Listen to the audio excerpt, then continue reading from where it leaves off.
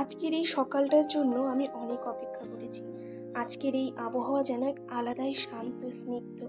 মনে যেন এক অদ্ভুত আনন্দের ঢেউ।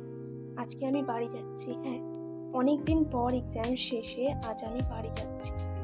আমি এখন যাচ্ছি হাওড়া স্টেশন। হ্যাঁ, কলকাতার সেই বিখ্যাত Howrah bridge. Howrah bridge is not just a structure but a symbol of Kolkata's heritage featured in many films, literature and songs.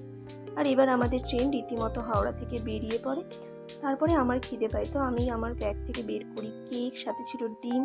তারপরে আর টাইম পাস করার জন্য আমি আমার সঙ্গে নিয়ে গেছিলাম বই। তার মাঝেই আমার খিদে পেয়ে যায়, তো আমি একটু খেজুর খেয়ে আবার মনোযোগ সহকারে ঠিক বাইরেটা দেখতে দেখতেই শান্ত পরিবেশকে অনুভূতি করতে করতে আমি আমার বই পড়ি। তার সাথে ছিল আজকের দুপুরের লাঞ্চ ডিম টোস্ট। তারপরেই দেখতে দেখতে যেন আমি আবার বাসে উঠে পড়ি আমার বাড়ির জন্য। তো আজকের ভয়েস ওভারটা কেমন ছিল অবশ্যই জানাবে।